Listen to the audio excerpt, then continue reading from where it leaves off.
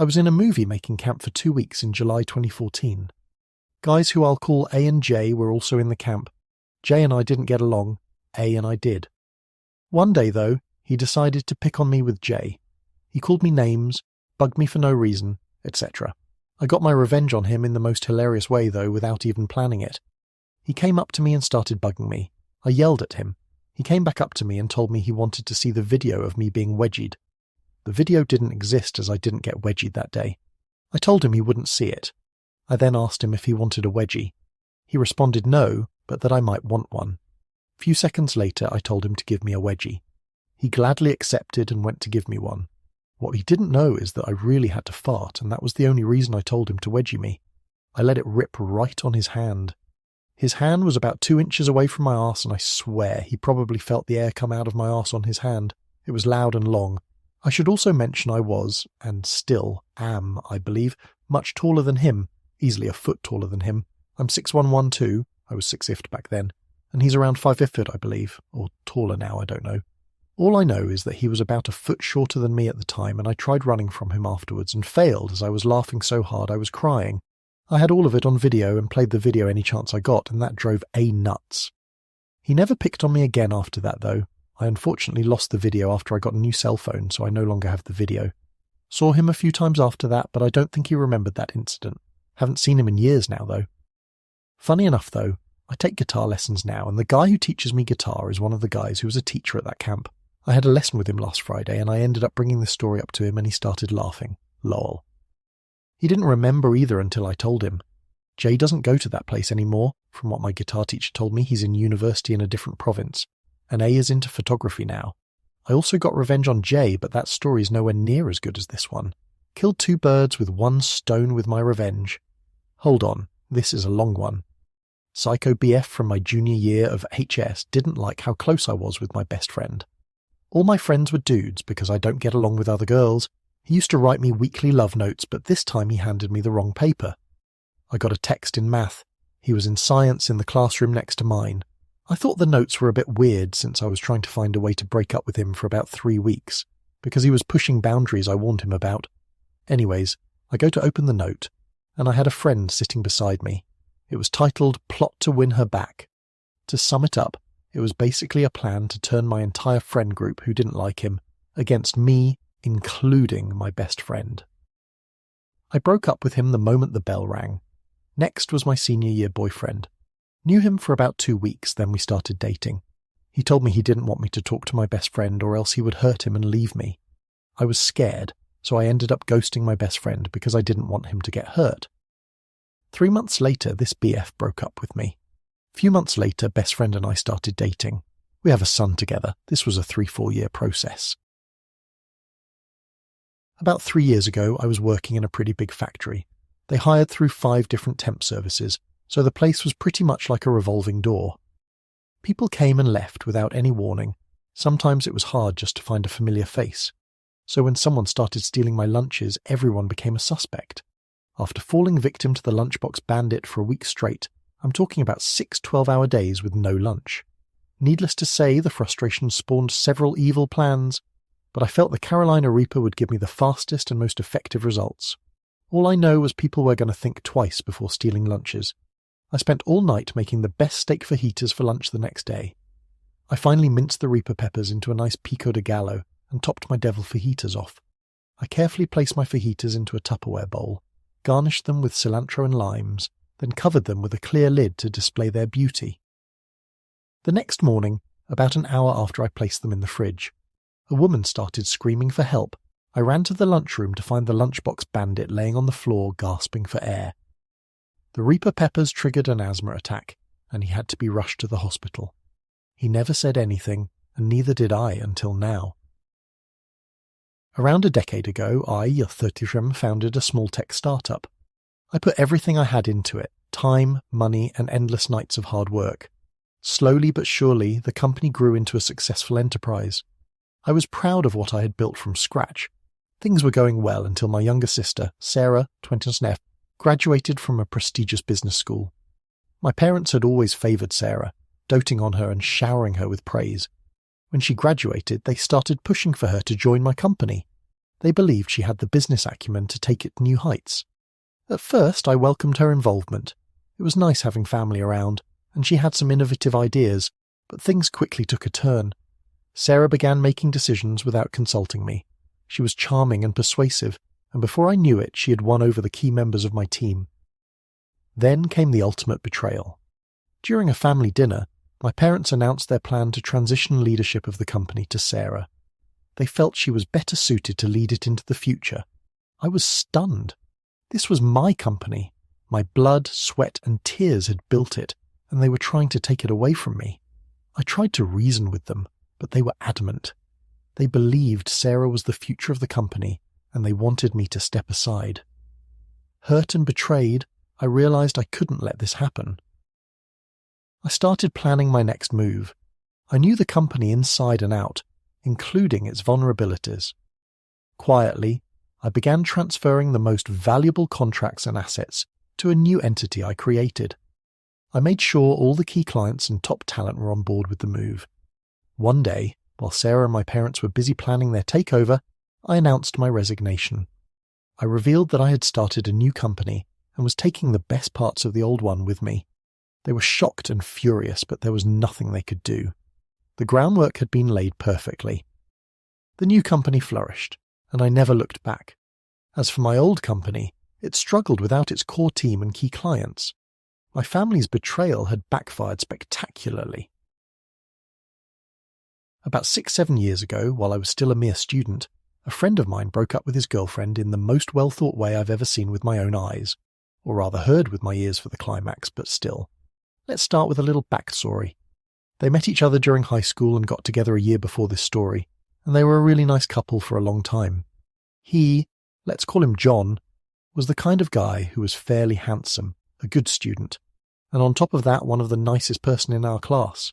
She, Jane, I'm so inspired, was objectively beautiful, long brown hair, nice silhouette from horse riding almost her entire life.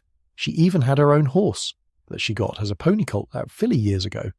She was pretty nice if you were her friend, even if she could be a little bitchy from time to time, but she was way worse with those she didn't saw as friends, so almost half of the class that was comically almost divided in two, even physically, by how we sat in the classroom.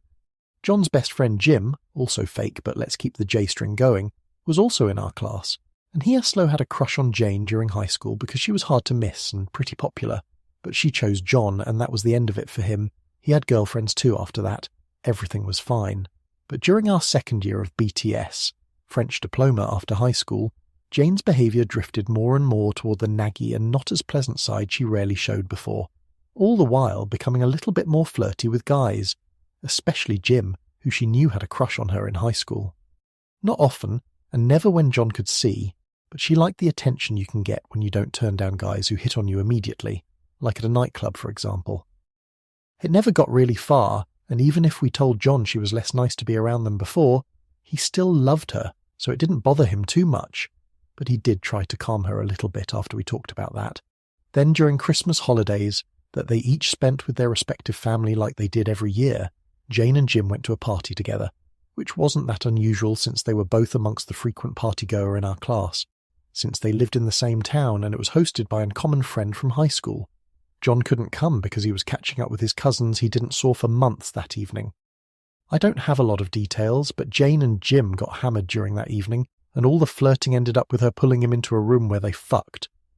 When he realised what happened, the next morning after sobering up, Jim was mortified and drove all the way to John's house to tell him what happened, that he was so sorry. He would never have done that sober, yada yada yada. He even told John to hit him if he wanted to, and he wouldn't fight back. Because even if John wasn't a slob, Jim was almost a head taller than him, and really strong too. Fortunately, their friendship went back to elementary school, and John knew he was telling the truth, especially since he was a little bit more careful with how Jane acted after some of us talked about her, and he saw that she could get a bit too flirty with him. It did took some time for him to get over it, but they are still friends to this day, as far as I know. New Year's Eve was the next time he saw Jane, and he asked her about what happened at that party. But she freaked out and asked him how he could believe she would do something behind his back, and she wasn't a whore.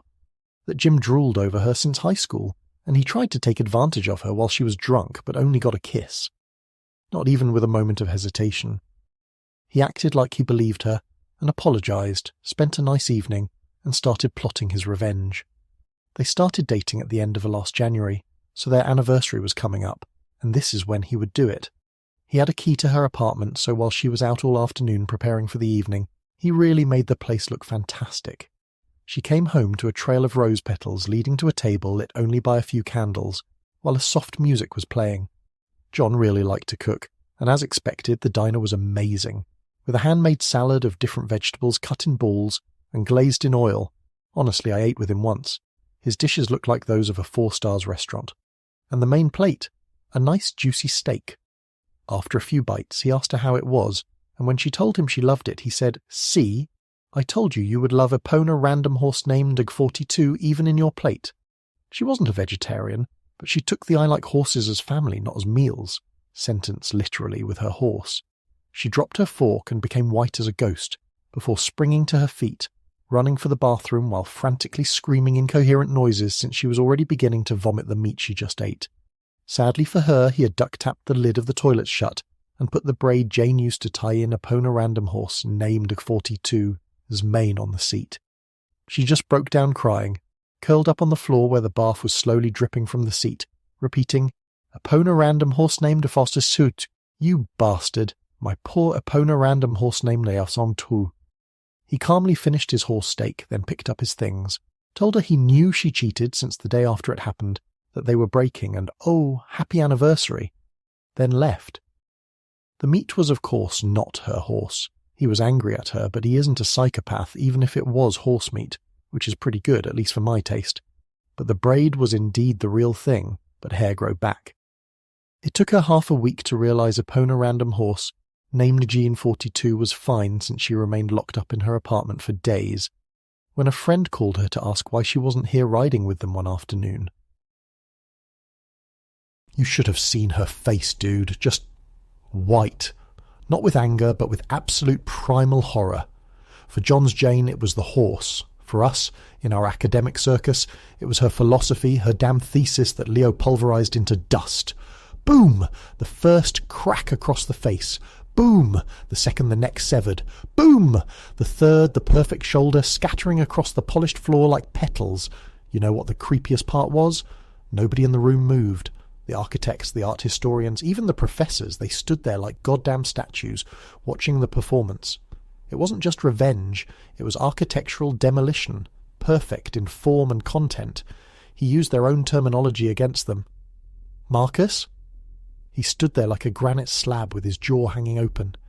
He clearly didn't understand what was happening, but he knew his woman had just been kicked in the teeth, a psychological, but very real, blow.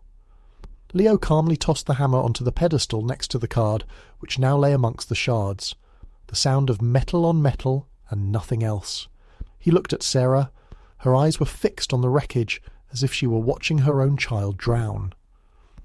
"This is what happens, Sarah," Leo said, his voice slightly louder than before but still perfectly controlled, "when you sell the foundation for a temporary finish. You said the unfinished masterpiece is the pinnacle of art. Perfect. Now you have your very own." He leaned closer, and only I, standing 6 feet away, could hear the final words he whispered in her ear. "And you know what the funny thing was? I didn't even use Quercia's sketches. I modelled it from a photo of your face, Sarah. It was yours. The real capolavoro non finito. That's you." He straightened up, surveyed the crowd, which was still silent, and with the same Olympic composure he would use to order a coffee, he headed for the exit. I followed him. We walked out of that stuffy gallery into the cool night air. I didn't know what to say. "Dude," I finally managed, "that was brilliant. Terrible. Brilliant." Leo shrugged, as if he had just handed in a report on thermal conductivity. "A simple solution to an engineering problem, my friend. An emotional distortion requires structural correction. She values status and her sophistication. I made her realize that her status is cheap polymer that can be destroyed in 3 seconds if she neglects the foundation." He stopped, pulled out a cigarette, though he never smoked, and lit it. "She sold my paradigm for €5,000. I destroyed her paradigm in front of all her professors and sponsors. A fair trade." He took a drag and let out the smoke. "The only problem I forgot about. I don't have the Eames now. Damn it, Serafina." She threw a tantrum, of course, but not because of Leo. She screamed that his performance had overshadowed her own dissertation. She tried to get the university administration to sue him for vandalism, but Leo was clever. He used his architectural knowledge to build a structure that could be dismantled and never called it an official exhibit, just a temporary installation. Plus, he had witnesses that he created it himself and destroyed it himself. The art faculty, though shocked, admitted it was a hell of a powerful artistic statement. Sarah and Marcus broke up a couple of months later. He got tired of being her psychological ATM, and she realized that without Leo and his stability, her bohemian vibe just turned into poverty. Leo. He used photos and videos of the shattered masterpiece, which of course went viral across all the student chats, as his portfolio for the interview at that prestigious firm. He explained it was a project illustrating the concept of complete demolition of obsolete systems and inefficient resource utilization. They hired the hell out of him. He's now a lead architect, lives in a stylish loft, and, by the way, he eventually bought himself an Eames 670, a brand new one. Me. I still tell this story sometimes because it was the most brilliant, the coldest, and the most logical revenge I've ever witnessed. He didn't shed blood or publicly humiliate her with gossip. He simply structurally dismantled her vanity.